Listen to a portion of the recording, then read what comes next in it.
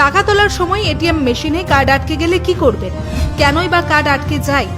আপনিও তো এটিএম এ টাকা তুলতে যান। যদি এরকম পরিস্থিতিতে পড়েন, সেখান থেকে বের হওয়ার উপায় জেনে রাখুন, কাজে আসবে। আটকে যাওয়া কার্ড মেশিন থেকে বের করতে কয়েকটি পদ্ধতি অবলম্বন করতে হবে। তবে তার আগে জানা দরকার এটিএম এ কার্ড আটকে যায় কেন। এটিএম এ নিজেদের তথ্য দিতে দেরি করলে, কার্ডটি দেওয়ার পর পিন নম্বর দিতে ভুল হলে, পিন ছাড়াও বাকি তথ্যের ক্ষেত্রে ভুল থাকলেও একই সমস্যা দেখা দিতে পারে। কার্ড যদি ভাঙা থাকে সেক্ষেত্রে সমস্যা হতে পারে। এটিএম এ যান্ত্রিক কোনো গোলযোগ দেখা দিলে কিংবা বৈদ্যুতিক সংযোগ বিচ্ছিন্ন হয়ে গেলেও কার্ড আটকে যেতে পারে। এটিএম কার্ড আটকে যাওয়ার আরও একটি কারণ হলো সার্ভার। ব্যাংকে গিয়ে টাকা তোলার ক্ষেত্রেও অনেক সময় সার্ভারের সমস্যা হয়। এটিএম এর ক্ষেত্রেও একই সমস্যা হতে পারে।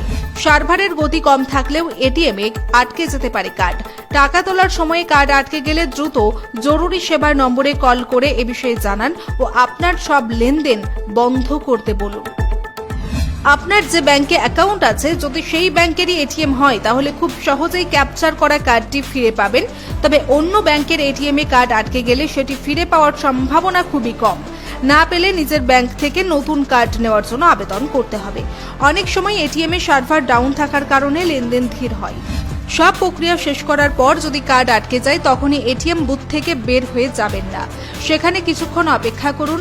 এমনও হতে পারে যে কিছুক্ষণ পর ঠিকই টাকা বেরিয়ে আসছে, তাই এটিএম ছেড়ে যাওয়ার আগে আরও একবার যাচাই করে নিন এবং দেখুন যে আর্থিকভাবে লেনদেনের প্রক্রিয়া সম্পূর্ণভাবে বাতিল হয়েছে কিনা বা আপনার কার্ডটি বেরিয়ে আসছে কিনা। যদি কোনো কারণে এটিএম থেকে আপনার কার্ড না বের করতে পারেন এবং যদি সেই মেশিনের ভিতরেই রেখেই আপনাকে ফিরতে হয়, তাহলে অতি দ্রুত তা ব্লক করার ব্যবস্থা করুন। কারণ কার্ডটি যদি অন্য কেউ পেয়ে যায় তাহলে প্রতারণার শিকার হতে পারেন আপনি। এমন কিছু নিয়ম জানা থাকলে সমস্যার সুরাহা পাবেন।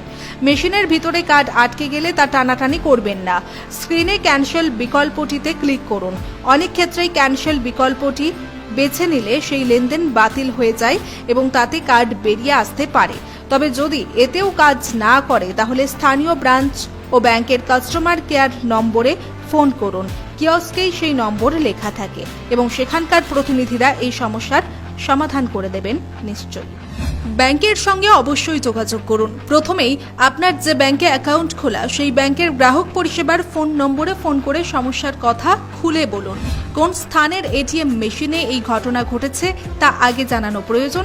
সঙ্গে আপনার অ্যাকাউন্টের কিছু তথ্য শেয়ার করতে হবে। পরবর্তী করণীয় তারাই আপনাকে জানিয়ে দেবে।